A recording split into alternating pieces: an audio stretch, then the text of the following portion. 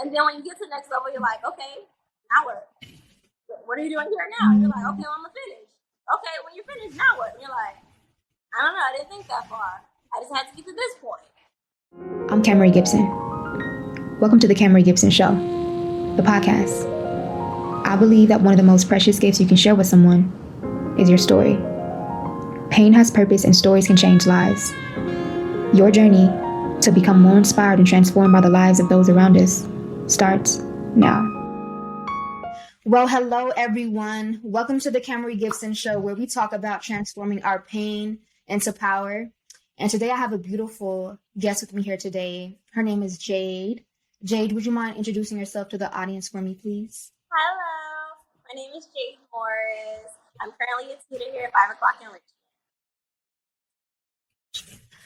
For those of us who don't know where here is at, where's here? And what is 5 o'clock in Richmond? 5 o'clock in Richmond is a tutoring program that I started around last year. We're located on along Slauson Boulevard. And we're a small knit community where we teach kids to excel on their own, because after the pandemic, a lot of our kids were struggling behind with math, reading, writing. So that's what we're here for. We have an Instagram. You can follow us at 5 o'clock in Richmond. Everything that the kids are doing, how kids have interacted. What was the incident that pushed you to make you be like, Jade, I gotta get this going. I can't keep thinking about it. Well, when I work at a daycare, so at the end of the day, when our older kids would come in and we're doing homework with them, I noticed a lot of the kids would struggle with like reading simple words or doing simple math, and I would be like, "You've been at school all day. Like, what happened? Like, what's going on here?" And they'd be like, "Well, we did it, but there was a lot of people in the classroom, so we didn't understand it." And I'm like, "Well, wait until she's like, well, she said we ran out of time." And I'm like, "Ran out of time, but you don't understand it." And it got to a point where I would notice like a lot of the kids would get so frustrated, they were like, "I don't want to do it no more." And they would just be like, they would completely shut down. I'm like, "Okay, well, why are you shutting down? Like, let's talk about it, and then we can figure out a solution for it." And it became a lot easier that way. Like once we got them to talk, and they would tell me like, "You know what? I don't have someone at home to help me with my homework, or they're too busy, or it's more so we just gotta keep going. Like grandma picks us up, then we go to uncle's house, and then mom gets home at midnight, and then homework's not done." And I'm like, okay, I can see where that could be a helpful thing. Like I can see where I can input myself to where these parents are like, I need the homework done, or I need the extra learning ability for my kids. And I'm like, okay, I definitely can help with that. I love that. And do you have younger siblings yourself? I do. I have a younger brother who's actually turning 6, and this is his first year, first grade. But we started in kindergarten, so he's been doing all first grade work. He's doing in kindergarten, so now he's in school, and he's just like, we did all that. Like he gets a list of about 12 spelling words every week. He's like, I did all that last year tutoring with my sister. And they're like, well, why do you feel like how you know to do your math? He's like, I did it with my sister. We did that tutoring. This is easy stuff. So I always try to keep them like just a step ahead of the game. Like over the summer, we did our multiplication challenge.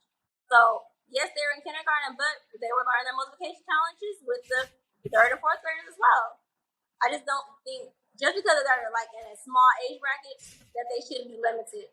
And you have to keep them going, otherwise they're going to get bored. And that's why everyone's in school like, I'm bored, I'm acting out. You're not pushing them a little further than they need to be pushed. You got to keep their attention. I love that. What have been some of the biggest challenges amongst your kids, your students? Oh, it's gaining their trust, really. Because a lot of kids, if they don't know you, they are not interacting with you. They do not want to talk to you. They're just like, lady, who are you and why are you talking to me? And the way I gain their trust is just by talking to them like they're regular people. Like we're hanging out, we're talking. A lot of kids are just like, how old are you? And I always tell them like, oh, I'm like 15. Not at all.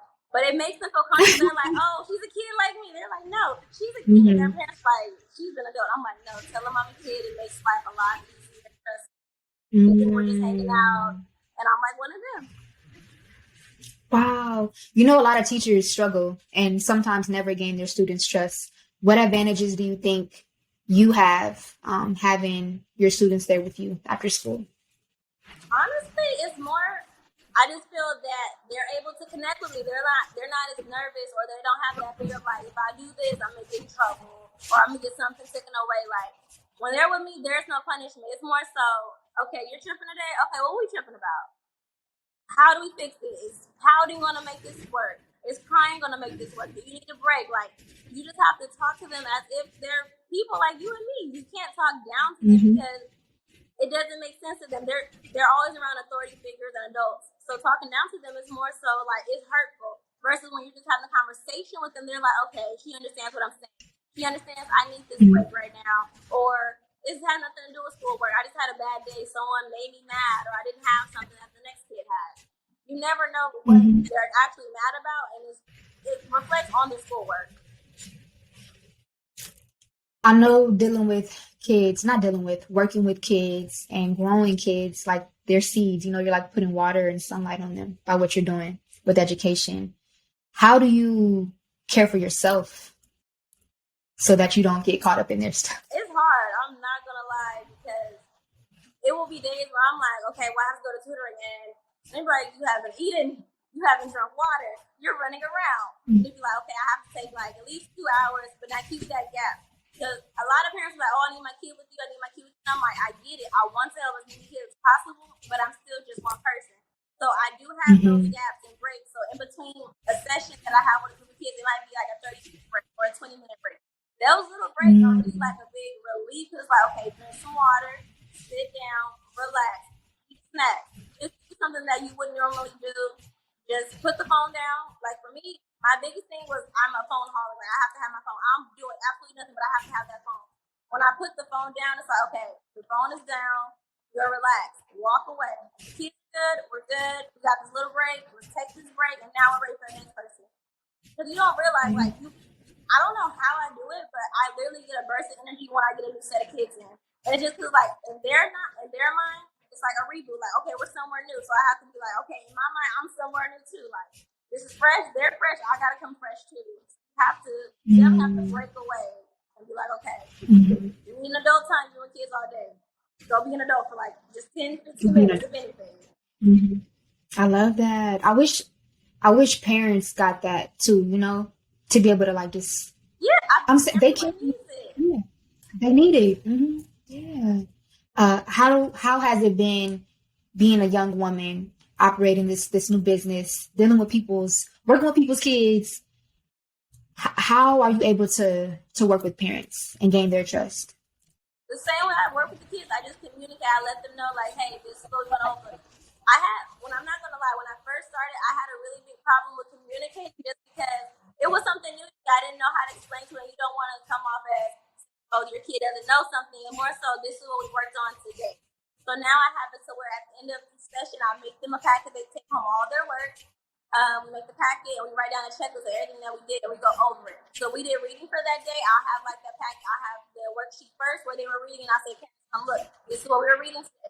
Here's our math today. Here's our spelling words today. This is what we went over. So that way we go home and I drop my kid off for a couple hours, and now what did they do? How do I know what they did? It just takes like that little 5-minute conversation at the end of the session to let them know, like, this is what we did, this is what we went over. So if you want to go home on that car ride and ask them, like, oh, you went over multiplication, well, let's go over this just on that car ride. That's like a little connection for the kids. And people don't realize that, just asking them how their day went or what they did. Man, that is so true. Sometimes we just overlook our little minions, because they're not even at our eye level. It's like, you got to check on the kids too. Kids have stress. Kids have bad days, Definitely.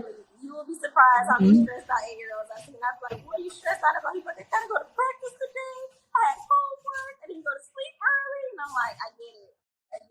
I get it. Yeah. I love that. Where did you get that nurturing motherly? Because you've always been sweet, since I've known you. You've always been very like smiling. Yeah, you're welcome. Always. I never got like a negative, dark vibe from you. Where did you get that nurturing spirit from? Honestly, I feel like I get it from my mom. Like, she's the most sweet person I've ever met.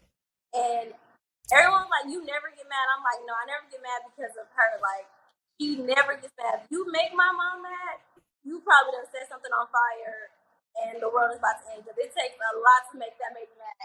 Just to even raise her voice, she'll be like, you just can't do it. And I feel like I really get that from her. Like, she has patience. I don't have as much patience as she does, but she definitely has patience, and I definitely get it from her. Wow. What was it like for you growing up in a household with a mother as patient as she is, and your father was there as well? Okay, what was that? What was it like growing up in your household? It was different because a lot of my friends, they only had their mom. I had my mom and my dad, and they're complete opposites. Like my mom is like super sweet, nice, like flowy, earthy, going, and my dad's just like by the books. He like, no, do it this way. I want you like this. Like he's the ultimate dad. Like, where's my daughter at? What are you doing? Like he's the ultimate dad. Like, hold on, I'm about to get my daddy. Like he's that dad. Yeah. So it was really different. Like I feel like I got a lot of good and bad feedback from it, if that makes sense. Because I got a little bit of my dad and a little bit of my mom. So I have a little nice, and then if you touch me, then it's like I get a little angry. So you have that good combination. And I definitely could tell which parent I got things from. Like even interacting with friends over the course of years, you'd be like, okay, well, you act more like my mom, and I had less friends who acted similar towards my dad because they didn't have those dads. So it's like I got to see the difference in the divide of what a 2-parent household is versus a 1-parent household. Wow, Jade, that is very self-aware of you to say that. What do you think were some of the advantages you had amongst your friends by having that? Honestly, I feel like confidence was one of them because it's different when your mom tells you, "Oh, you're beautiful, I love you." It's your mom, like you feel that. If you don't get that, I feel like a lot of girls don't get that from men growing up because they don't have dads in their lives. And for me, my dad was like my best friend. If you see me, you see my dad at every football game or anything that I was at. He was right there at everything. And it was different. They're like, you feel protected. Like, you always feel safe. Like, your mom loves you. She's not going to let it happen to you. But your dad, he's going to protect you. He's going to fight fire with fire, go through everything, mountains high, low. Like, he's not to play with. So I feel like that gave me that confidence to be like, even if I do fail or I don't do something right, it's like, I know my mom's going to hug me and I know my dad's going to pick me up. So it's like, it was no way to fail. I love that. I love that. Damn, you broke it down perfectly.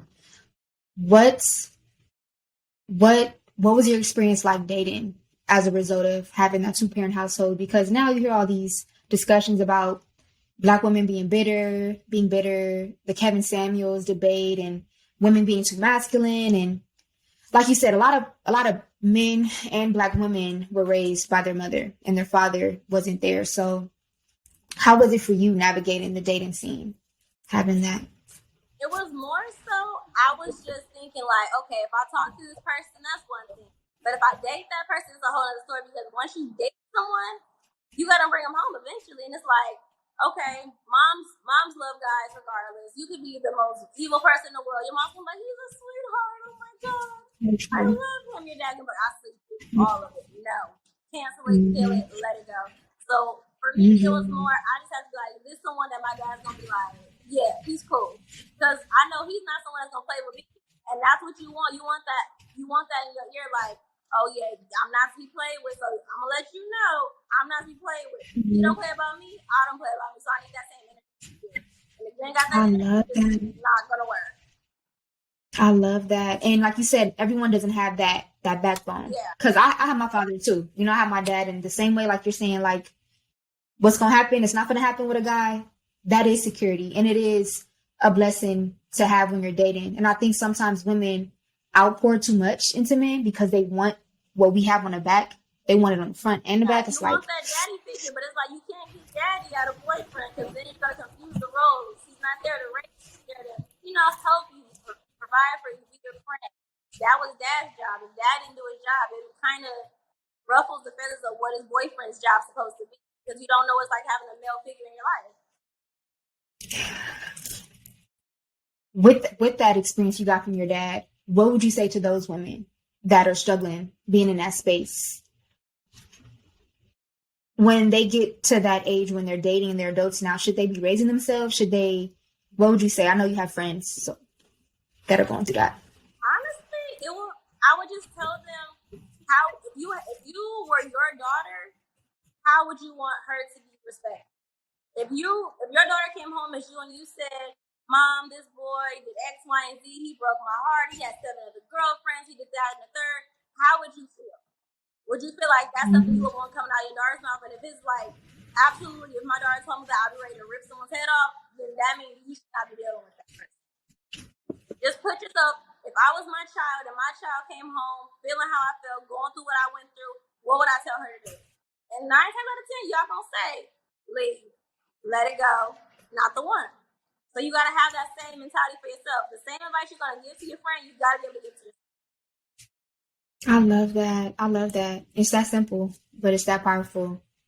And just to give people context on how me and Jay know each other, though, me and Jay both went to the same high school, Dorsey High School, legendary high school here in Los Angeles.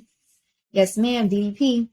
And we both were the same year and graduation year. So we kind of went through the same, I don't know, time period.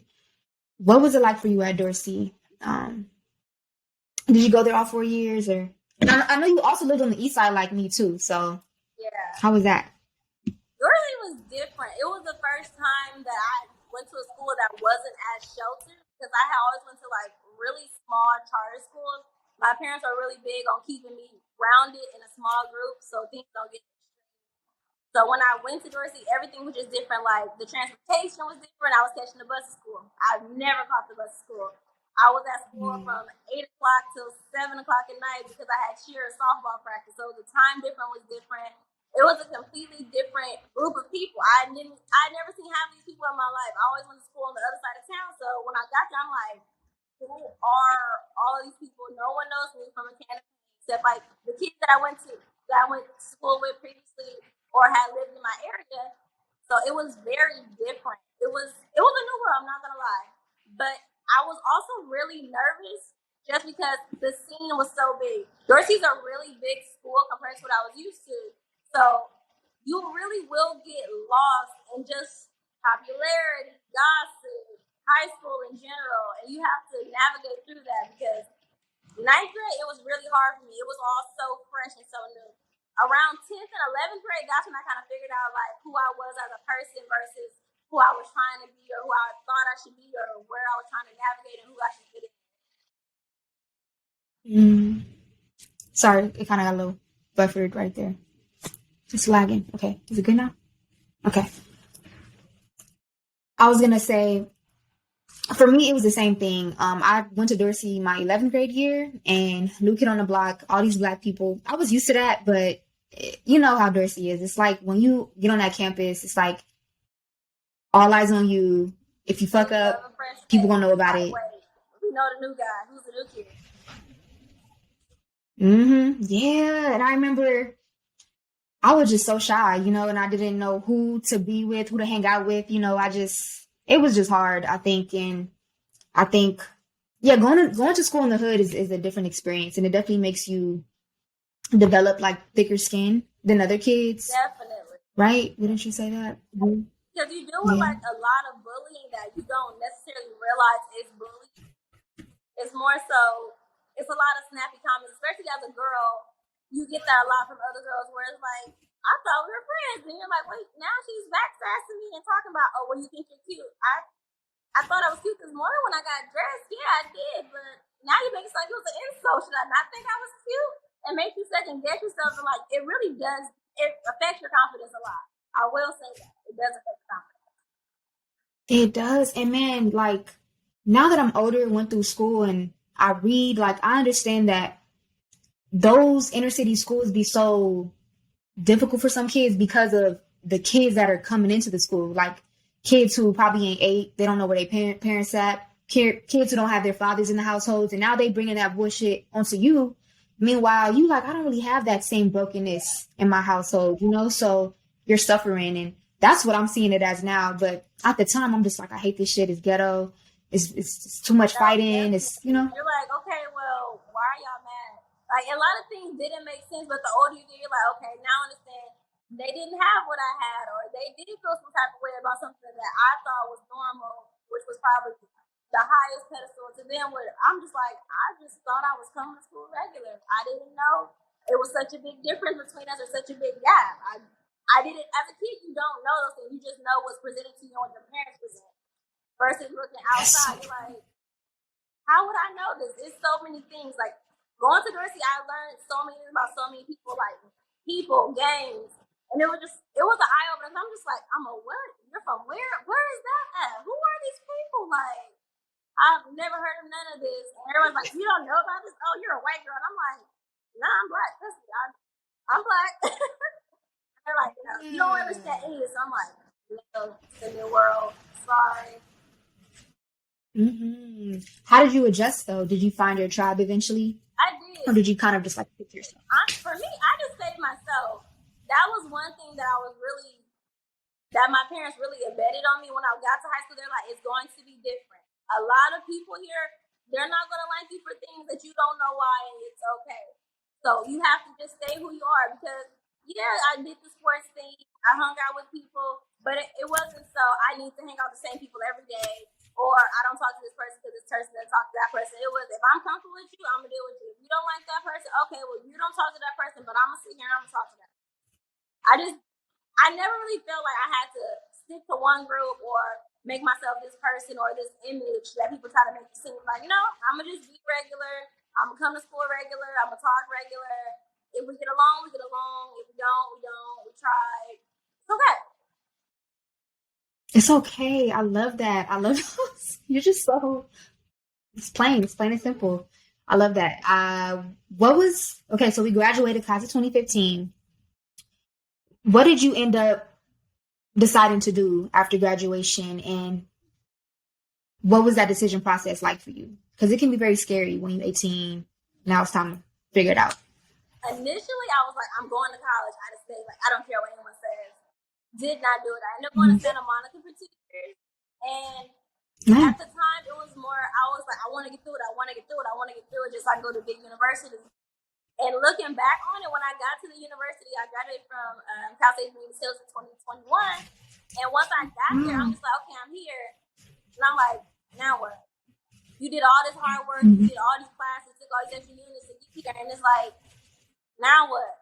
You missed out on the 2 years of fun. You did all the easy fun classes were 2 years ago when you were trying to push through and make it happen. You missed out on the fun. I feel like I missed out on like so many friendships, so many events, so many things that make college enjoyable just to get to the next level. And then when you get to the next level, you're like, okay, now what? What are you doing here now? And you're like, okay, well, I'm gonna finish. Okay, when you're finished, now what? And you're like, I don't know, I didn't think that far. I just had to get to this point. Right. Girl, it's so scary though. What did you do after that? Like, what was that process like? It was very heartbreaking because I was the person who just like, I gotta finish. Then it was like, when I finally finished, I'm like, okay, got it. I got my degree in accounting. I'm gonna go be an accountant. Did the job search, did all the interviews, and I remember like I got three jobs in 1 week, and I'm like, okay, let's do it. Wow. Did not show up to none of them. Like the first day, I was like, I'm not going, and I'm just sitting there. I'm like, well, why aren't you going to work? You asked for this, you got this. Why not go to work? And I realized that is not what you are doing. Like, it's not what you wanted to do. You got an accountant because that's something you wanted to do at 18. You're 24 now. It's a whole different ballgame. You don't even feel the way you felt about it. You just finished classes because they were there, and you were like, I just gotta get this degree. So it's more so I was over it. I'm just like, you know what? I'm just taking a break. And then, yeah, like I still have my degree. I still practice problems from time to time just to make sure, like, just in case. But right now, I just feel like you really need that break because a lot of people don't talk about it, but a lot of young people, like 20s, we burn ourselves out on absolutely nothing. Like, we will be dead to the world. Like, I'm stressed out. And they're like, what are you stressed out about? You be like, I got to do this, that, and the third. They're like, no, you don't. You're 20 years old. Trust me. Things like this you can drag out. And I'm not saying drag out is a bad thing, but it's things you can prolong to where you still have time to say, okay, this is something that I want to do versus this is something I need to do. You don't need to do nothing exactly. You really just need to see what you like. Learn yourself. And I feel like that was like my biggest problem. I didn't take the time to learn myself. But now I'm taking the time to see like the differences that I like and what I don't like and what I'm capable of and what I'm not capable of. Oh my gosh, Jade, that is so helpful for me. Like, I felt the same way, and I was actually thinking like, oh, I'm 25. I just turned 25 in January. You're gonna be 25 later in October. I'm like, I know she's a Libra. I could tell, totally tell. Y'all are like the best. We're both air signs too. Are you into astrology? I try to be. Kind of. I wasn't at first, but like so many of my friends are like, oh, it's because she's a Libra, and I'm like, how did y'all just Is that something like I don't know? Like it's because you're a Libra. Like everything's like you're a Libra, and I'm like, well, I guess that do make sense. It's like people can really read you based off your sign. You're like, okay, some of this stuff is starting to be true, so I did have to look into like, okay, let me not just throw it over the shoulder like that's just someone's excuse for something. Astrology is real. Right? It's actually real. Yeah, it is. Like I know Libras are very like social people. Like they're very good at like they're very But at the charming. same time, we're like we get very focused or we get very separated, and then we have to come back and work on our time. We're off balance. Mm-hmm. I'm a person. If I get off balance, if I get too overwhelmed, it's like I shut down completely. I can't talk. I can't feel. I gotta go. Like that balance is real when it comes to a Libra. Do not throw a Libra off balance. You will regret it because they're not gonna talk to you. We are not gonna do it with you at all. My brother's a Libra. My best friend's a Libra. Yeah, they all around me, girl. But I was gonna say, yeah, when I graduated college last spring, just like you, 2021 May. So it took me a while to finish school. I went to one university, San Jose State. Took a whole bunch of breaks from school for like I would say my mental health. I was just in and out, girl, but I'm glad, just like you, like I finished. It was hard too, but once I got it, I was just like, what am I gonna do with it now? Like these jobs are depressing me. Like none of these jobs. Exactly, it's not what you think it is. And you're like, okay, well they tell you in high school go to college. You're like, I'm gonna go to college, but they don't tell you after college. Like, okay, now what? Go to work? Man, I actually don't go to like work. This has nothing to do with I'm bored. I can't. This salary is not going to pay for the lifestyle that I want to live either. Like exactly. It's that one right exactly. there. Like, this is not what I thought. Yes, and I would say you starting your own business is one of the things that I wish more of us would push onto young people, as opposed to just going to school. Just like you, like I saw that I needed to develop something that would solve a problem, but also help, support that other side of me outside of like my 9 to 5. So that's really great to hear. You need something that nourishes your heart, but I want to grow versus I'm at work all day and now what? Like you didn't grow from it, it didn't make you happy, it didn't give you a sense of joy. Just you went in, punched the clock, and you walked out. You didn't. Only thing you gained from it was money. You didn't gain experience, you didn't gain fun, joy. You didn't give nothing back. You just got a paycheck and said, "I'm going home." So true. And that shit is depressing and debilitating. People say money, money, money, but it's like, no, money is not it, bro. You need and there's more. so many ways you can get it that will keep you mentally sane and not break your heart. Mm-hmm. Sitting there miserable and be like, I spent 30 years at this job and I have nothing to show for it except I got retired. Except I could retire and then die. Like travel and die. Like that's it. Like for real. Really? Oh my gosh. As a 24-year-old, you're 24? Yeah. What would you say has been, I know you said your birthday's in October next month. What would be the biggest lesson you've learned up until this point? Learned a couple. But the biggest one I want to say is just stay true. Like I have to stay true to myself because it's very easy to fall into what people want you to do or what people think you should do. And it's like, okay, well, someone tell me to do it. Okay, I'll do it. But at the end of the day, you're so miserable and you're like, I don't want to do this anymore. And for me, I have to know when to say no. I'm a person that never says no, but when I do say no, I'll be like, oh my God, I feel so bad. I told them no. But then inside, I'm just like, oh my God, thank God I said no because I did not want to do that. Like, oh, it's like a sigh of relief. Like, you just have to be true to what you want to do. And if you don't want to do it, you gotta say no. Like it's okay to be nice and polite, but you have to learn to say no. I can't do this. I love that. Girl, that'll free you so much. No. Just like you, I was a big people pleaser. Girl, people pleasing. But what I learned though is that my relationships, I would do a disservice to it by saying yes to people because I would be resentful. I would be irritated. I would be impatient. Exactly. I would be upset that I said yes, and I'm like, why'd you do that, Kamerie? Or I would flake or I would leave it, and I'm just like, that's not good either, because that messes up how people view you and your reputation. So take accountability and say yes. And you actually save your relationships by putting those boundaries up and putting yourself first. Because at the end of the day, when you say yes, they're going to be glad they got it from you, but you're going to be upset that you gave away that time. That's not something I wanted to do, or I could have put my time elsewhere. That's not saying I didn't want to help, but I have to put me first, because the same way you put yourself first and asking me to help you, I have to put myself at first. Say, no, I can't do that, or it's going to compromise something I have going on. Yeah. What would you say to the younger Jade with the wisdom you have now? Do exactly what your first mind was. Do not second guess it. Your first mind told you to do something, just do it. A lot of people are going to say, don't do it, don't go there, don't do it. And it's like, you're never going to know. You have to try. You can't just rely on what everyone else said, because everyone's experience is not your experience. I can't take everything from my parents and be like, okay, I'm going to do what they said, because we have a 40-year age gap. Things are completely different. What they did and what I did is not the same. It's not going to work the same. Mhm. They don't have the same family that I have. I have them. They didn't have them when they were kids. I have them, so I know I can move a little differently. I have more freedom or more wiggle room versus what they have. That is so true.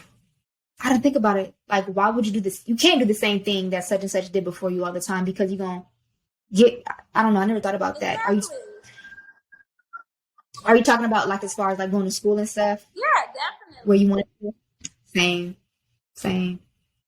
I wanted to go to some HBCU in North Carolina.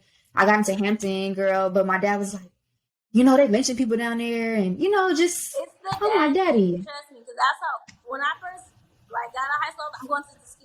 I'm going to Alabama. My dad's like, you are not going to Alabama. That is way too far. Yep. No. And I'm like, Yep. why not? Hey, it's not that far. It's a plane. And it made me feel so bad. Right. But looking back, it's like, I wish I would have went. I wish I would have got that experience, because it takes you a lot longer to develop skills that you would have got earlier had you just thrown yourself out there. I'm not saying throw yourself to the wolves, but sometimes you gotta throw yourself to the wolves to see if you can really survive. And it's okay, because you might not be able to. And that's okay. It's okay not to survive. Yeah. It's okay not to survive. That is so true. You can always come back home. You can always Grandma come said you back can home. always. Trust me, your parents will be so happy. They'll be so happy. They will. They will.